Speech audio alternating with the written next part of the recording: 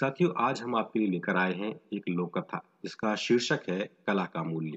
सुदूर कर्नाटक प्रदेश के तित्तापुर नगर में वहां के राजा की राजधानी थी। राज दरबार में आचार्य चेल्ला प्रमुख संगीतज्ञ थे और वीणा बजाने में निपुण। उनके संगीत की चर्चा दूर दूर तक पहुंच चुकी थी। कर्नाटक का व्यापार सुदूर कई देशों के साथ फैला हुआ था। एक बार कलिंग देश के कुछ व्यापारियों के विदाई के समारोह के अवसर पर आंध्र प्रदेश के व्यापारियों ने अपने देश के सर्वश्रेष्ठ संगीतज्ञ मोट्टूरी को आमंत्रित किया।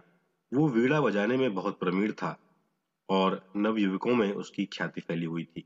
मोट्टूरी ने वीणा के तार कसे और उसे बजाना आरंभ किया। वो बहुत देर तक अपनी कला का प्रदर्शन करता रहा, लेकिन श्रोताओं को प्रभावित नहीं कर सका। अब उसने मध्यम स्वर में वीणा बजाई, लेकिन जिन व्यक्तियों के कान चिल्ला की वीणा के स्वरों का रसास्वादन ले चुके थे, भला ये सब उनको कैसे रिझा सकता था। उस वीणा की स्वर लहरी के आगे ये संगीत नीरस लगा। मोटूरी ने अंतिम असफल प्रयास उनको मोह लेने का किया, लेकिन श्रोता तो आपस में कानाफूसी करने लगे। समारोह का रंग भी फीका पड़ चुका था। ये सब देखकर गायक निराश हो उठा और अधीरता से श्रोताओं की ओर देख समारोह के संचालकों से पूछा, अरे भाई, मैंने आज तक सभी सभाओं में अपने श्रोताओं को मुग्ध किया है, उनको रिझाया है, पर आज न जाने क्यों आप लोग मेरी कला से असंतुष्ट हैं। उस व्यापारी ने मुस्कुराकर व्यंग किया, अरे महोदय, मैं समझ रहा था कि आप अभी तक वीणा के तारों को कसकर अभ्यास कर रहे हैं। क्या आप अपनी कला का प्रदर्शन कर चुके हैं? मोटूरी इस अपमान से क्षुब्ध हो उठा। शिष्टता की सीमा पार कर गुस्से में तिल मिलाकर बोला, क्या आपने इससे भी श्रेष्ठ वीणा वादन कहीं सुना है? आप लोग तो मुझे वज्र मूर्ख लगते हैं। ये सुनकर एक व्यापारी बड़ी नम्रता से बोला, अरे मित्र, हम व्यापार के सिलसिले में बहुत से देशों का भ्रमण करते हैं, इसीलिए हम जगह जगह के श्रेष्ठ कलाकारों की रचनाएं सुन चुके हैं। हम लोग सभी प्रकार के संगीत सुनते रहते हैं। हम उस वीणा वादक की भी वीणा की झनकार सुन चुके हैं जिसने हमारे हृदय को छुआ है। और मेरी ही नहीं, यहाँ उपस्थित सभी भाइयों की धारणा है कि अभी तक इस नगर के आचार्य चेल्ला से श्रेष्ठ वीणा वादक धरती पर पैदा नहीं हुआ है। ये सुनकर मोटूरी शांत हो गया और नम्रता से बोला, मैं इस जानकारी के लिए आप लोगों का ऋणी रहूंगा। आचार्य चिल्ला के पास जाकर अपने अधूरे ज्ञान को पूरा करने का प्रयास करूंगा। उनमें से ही एक व्यापारी ने आश्वासन दिया कि वो उसे आचार्य चेल्ला से मिला देंगे। दूसरे दिन वो दोनों उनसे मिले। चेल्ला ने उनका स्वागत किया और वहां पर आने का कारण पूछा। मोटूरी ने नम्रता से अपना परिचय देते हुए कहा कि वो बहुत दूर आंध्र प्रदेश से आया है। आचार्य के चरणों में बैठकर वीणा वादन की शिक्षा प्राप्त करना चाहता है। चेल्ला संगीत शास्त्र के ज्ञाता तो थे ही, लेकिन वो शारीरिक अंग विद्या के भी ज्ञाता थे। वो मानव स्वभाव को परखना जानते थे। उन्होंने मोटूरी से कई प्रश्न किए और इस तथ्य पर पहुंचे कि वो नीच प्रकृति का व्यक्ति है। बस उन्होंने ये कहकर टाल दिया कि वो बहुत वृद्ध हो चुके हैं और संगीत सिखाने के लिए कोई साधन उनके पास नहीं है। मोटूरी कुटिल स्वभाव का व्यक्ति था। वो आसानी से हार क्यों मान लेता। वो वहां से मन ही मन उड़कर चला आया। उसने आचार्य के पास ही एक परिवार में रहने का प्रबंध किया। उसे ये जानकारी थी कि आचार्य अपने माता पिता के भक्त हैं। वो आचार्य की अनुपस्थिति में उनके माता पिता की सेवा करता और समय समय पर उनको सुंदर सुंदर वस्तुएं भेंट स्वरूप देता रहता था। 7 महीने बीत गए। एक दिन चिल्ला के माता पिता ने प्रसन्न होकर कहा, बेटा, तू हमारी इतनी सेवा कर रहा है, हम प्रसन्न हैं और इस उपकार का बदला चुकाना चाहते हैं ताकि वो ऋण हो जाए।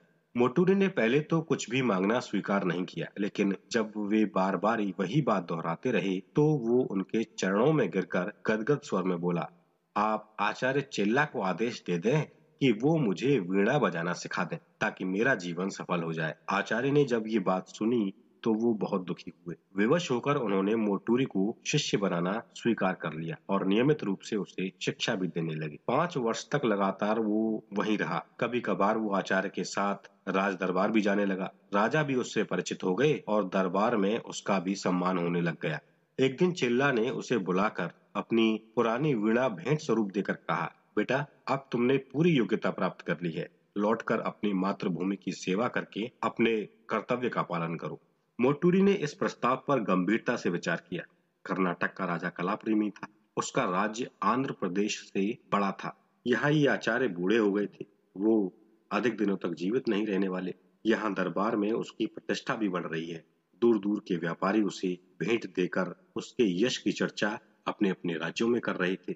सारी परिस्थिति पर गंभीरता से विचार करके वो बोला, आचार्य, मैं चाहता हूँ कि अपना पूरा जीवन आपकी सेवा करते हुए व्यतीत कर दूं। आचार्य सब कुछ समझकर भी चुप रह गए। एक दिन महाराज ने उनको बुलाकर कहा कि वो कब तक अपने शिष्य के व्यय का भार वहन करते रहेंगे। उन्होंने इच्छा प्रकट की कि मोटूरी को थोड़ा मासिक पुरस्कार दिया जाए, जिससे कि वो आर्थिक दृष्टि से स्वतंत्र हो सके। महाराज का विचार सुनकर आचार्य प्रसन्न हुए और घर लौटकर उन्होंने अपने शिष्य से वो बात कही। घमंडी शिष्य ने आचार्य से कहा कि वो सोच समझकर इस बात का उत्तर देगा। लेकिन शाम को ही महाराज के पास वो पहुंच गया और उनसे विनती की कि उसे आचार्य के बराबर ही मासिक पुरस्कार मिलना चाहिए। महाराज बड़े आश्चर्यचकित हुए। उन्होंने पूछा, तुम तो अकेले व्यक्ति हो, फिर इतना अधिक पुरस्कार क्यों मांग रहे हो? मोटूरी नम्रता से महाराज से बोला, महाराज, आप कला के पूर्ण पारखी हैं। जहां तक कि ज्ञान का प्रश्न है, मेरी योग्यता भी आचार्य से कम नहीं। उसी को आधार मानकर मैंने आपसे अपनी मांग रखी है। मैं माँ सरस्वती का अनादर आपके हाथों होना नहीं देख सकता हूँ। इससे अच्छा तो ये होगा कि मैं आपका राज्य ही छोड़ दूं। शिष्य की इन बातों को सुनकर महाराज मन ही मन क्रोधित होने लगे। दिखाने के लिए उन्होंने कहा कि जब आप सिद्ध कर देंगे कि आपको अपने गुरु के समान ही वीणा वादन का ज्ञान है, तभी आपको उनके समान मासिक पुरस्कार दिया जा सकता है। अब वो शिष्य प्रतियोगिता के लिए तैयार हो गया। महाराज ने उसकी मांग मानकर 15 दिन बाद एक तिथि इसके लिए निश्चित कर दी। नगर में ढिंढोरा पिटवाया गया कि आचार्य और उनके शिष्य वीणा वादन की प्रतियोगिता में भाग ले रहे हैं। सभी नगरवासी इस अवसर पर आए। जब आचार्य को इस बात का पता चला तो उनको बहुत दुख हुआ। बुढ़ापे के कारण उनका हृदय विचलित हो रहा था। उस युवा शिष्य की तरह उनमें अब शक्ति नहीं बची थी, इसलिए उनका मन भी डामाडोल हो रहा था। वो मन ही मन सोचने लगे कि कहीं वो परास्त हो गए तो उनका पूरा किया धरा, उनका पूरा मान सम्मान चला जाएगा। ये सोचकर उन्होंने निश्चय किया कि वो उस नगर को छोड़कर ही कहीं दूर चले जाएंगे। 10 दिन तक वे चुपचाप ऐसी व्यवस्था करते रहे कि उनके माता पिता को कोई भी कष्ट न हो और वो अपना जीवन यापन भली प्रकार कर सके।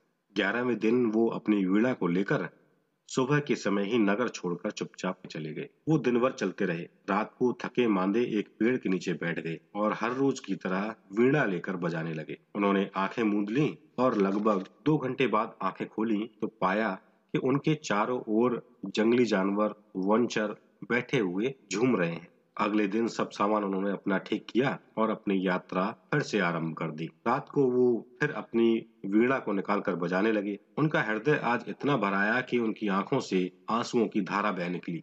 उन्होंने देखा कि उनके चारों ओर के पशु भी अपने आप को असहाय सा पाकर रो रहे थे। वो रात भी कट गई और फिर वे आगे का सफर तय करने के लिए चल निकले। तीसरी रात को जब वो वीणा बजाने के लिए बैठे तो उनके मन में ये बात उठी कि क्या पुराने रागों के अतिरिक्त वे कोई और नई विधि नहीं निकाल सकते हैं? पिछली 2 रातों में उनका आत्मविश्वास बढ़ चुका था। उनका डामाडोल मन भी स्थिर हो गया। उन्होंने निश्चय किया कि वो उस घमंडी शिष्य को परास्त करने के लिए कोई ऐसी युक्ति, ऐसा राग नया बनाएंगे जो किसी ने कभी न सुना हो। बस उन्होंने एक दृढ़ निश्चय किया और वीणा बजाना आरंभ किया। कुछ सोच विचार कर उन्होंने वीणा को बजाते बजाते उसका एक तार निकाल दिया। वो फिर वीणा बजाने लगे तो स्वर और अधिक मधुर निकला। अब उन्होंने दूसरा तार निकाला और सुरीली ध्वनि पाकर वो मुग्ध हो गए। आचार्य ने एक के बाद एक तार निकालकर अंत में 7 तार निकाल दिए और केवल वीणा दंड को ही बजाने लगे। तार रहित वीणा दंड से मनमोहक ध्वनि गूंज उठी, जिससे कि एक नई आशा का स्वर फूट रहा था। सुबह की प्रतीक्षा किए बिना ही वीणा की उस स्वर लहरी को सुनकर फूलों से कलियां निकल आईं। ये सब देखकर आचार्य को अपनी कला पर विश्वास हो गया। अगली रात को फिर उन्होंने वही अभ्यास फिर से किया। आज उन्होंने एक एक करके 7 तार तोड़ डाले और अंत में खाली वीणा दंड ही बजाने लगे। आचार्य का मन हर्ष से पुलकित हो उठा। उनके मन में वो बात उठी कि अभी भी अपनी कला को नया रूप देने की क्षमता रखते हैं। अब उनका मन आत्मविश्वास से भर गया। वो चुपचाप अपने शहर की ओर लौट गए। शहर में उनके चेले ने ये खबर फैला दी कि उसके गुरुजी हार जाने के भय से शहर छोड़कर भाग गए। सभी नागरिक इस घटना से बहुत दुखी थे, क्योंकि वो सब आचार्य को बहुत मानते थे। आचार्य आधी रात को घर लौटे। नगरवासियों को उनके आने का ज्ञान नहीं हुआ। सही समय पर दरबार लगा और सभी सभासद अपने अपने स्थानों पर बैठ गए। दरबार पूरा भर चुका था। कुछ देर बाद सबसे अंत में आचार्य साधारण वस्त्र धारण किए हुए एक पुरानी वीणा के साथ आए और राजा का अभिवादन करके अपने स्थान पर बैठ गए। जो घमंडी चेला था उसने तो आचार्य की ओर देखा भी नहीं। बाकी सभी सभासदों ने उनका स्वागत किया। महाराज ने सभासदों को उस विशेष दरबार के आयोजन का कारण बताया। आचार्य और मोटूरी से निवेदन किया कि वो अपनी अपनी कला का प्रदर्शन करें। शिष्य ने बड़े उतावलेपन के साथ वीणा बजानी प्रारंभ की और आचार्य ने गंभीरता से उसका उत्तर दिया। दोनों में प्रतियोगिता चल रही थी। आचार्य थक गए, पर उनके चेहरे पर विश्वास की झलक स्पष्ट दिखाई पड़ रही थी।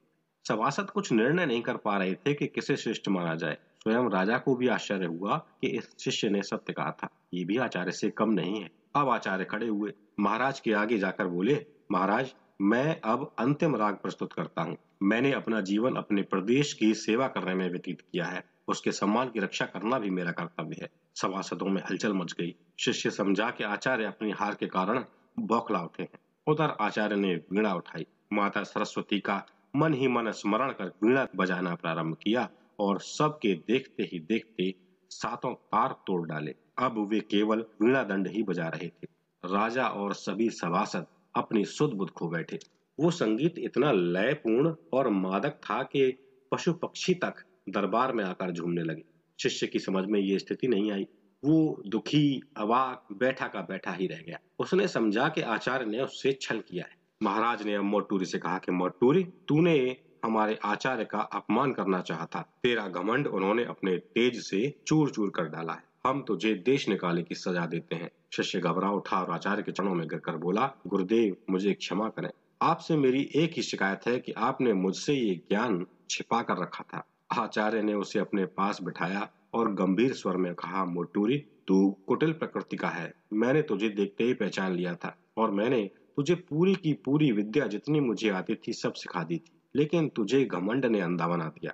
इस नए ज्ञान का पता तो स्वयं मुझे भी नहीं था, लेकिन तेरी चुनौती पर मैंने एक बार फिर से अभ्यास किया। माता सरस्वती ने मेरी लाज रख ली। जीवन में परिश्रम और बुद्धि से सभी कलाओं का विकास हुआ है। तुम अपने घमंड की अज्ञानता में पूर्ण कला जानते हुए भी निपट मूर्ख रह गए हो। आचार्य ने फिर भी उसे क्षमा कर दिया और उसने उसी समय वो राज्य छोड़ दिया। तो देखा दोस्तों, आपको अगर किसी से ज्ञान प्राप्त करना है तो आपको अपना घमंड छोड़ना पड़ेगा। उस ज्ञान को आगे बढ़ाना है तो आपको अपना घमंड छोड़ना पड़ेगा। आपको सम्मान पाना है, आपको धन कमाना है तो भी आपको अपना घमंड छोड़ना पड़ेगा। यदि आपको किसी चीज का ज्ञान है लेकिन आपको उस बात का घमंड हो जाता है तो निश्चय मानिए कि वो चीज भी आपका साथ छोड़ देगी, समय पर काम नहीं आएगी। इसलिए हमें कभी भी अपने कौशल पर, अपने ज्ञान पर, अपनी ताकत पर, अपने धन पर घमंड नहीं करना चाहिए।